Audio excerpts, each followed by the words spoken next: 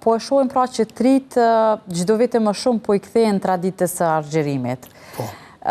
Është bërë kjo ndoshta një formë, themi, e modës në të kthemi fesë, apo është një nevojë shpirtërore për t'u larguar prej vesëve të përditshme? Pafije dyshimi është një lajm i bukur dhe i mirë që gjithandej vendeve tona, qyteteve, katuneve, shesheve, shihet agjerimi.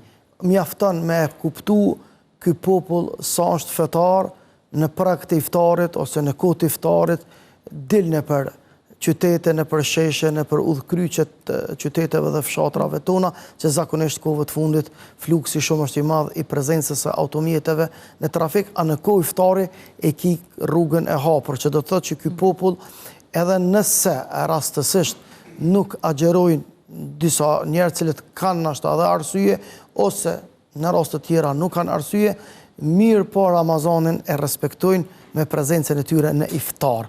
Kjo është një lajm shumë i bukur, gjithsesi edhe është një realitet i prekur, i faktik, që rinia jonë me të madhe ju ka kthy agjerimit. Kjo është një shkollë e madhe, cila ushqehet shpirti dhe është nevojshmëri shumë e bukur, sikur edhe theksove që shpirti ka nevojë për këtë shkollën e agjerimit. Edhe populli shqiptar ka një traditë bukur të agjerimit për shkak se fillet e pranimit të fesë tonë islame para 700 vite kryesisht kanë filluar me muajin e shejt të Ramazan, pastaj edhe sukseset tona edhe në luftë, edhe celulat e para të rezistencës, madje edhe të armatosur kanë filluar kryesisht prej agjerimit.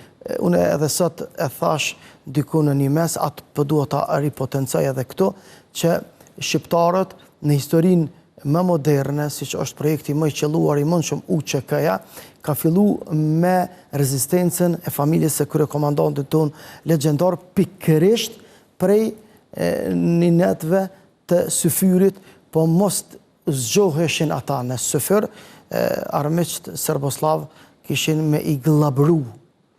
Do të thotë ndëgjum se gjumi është gjysmë vdekje, po ka ra Syfyri, edhe duke u përgatit me fal namazin e sabahit, baba i Adem Jasharit, Shabani Rahmet Past, shpirti ti, do të thotë i ka hetu se kulla është rrethu.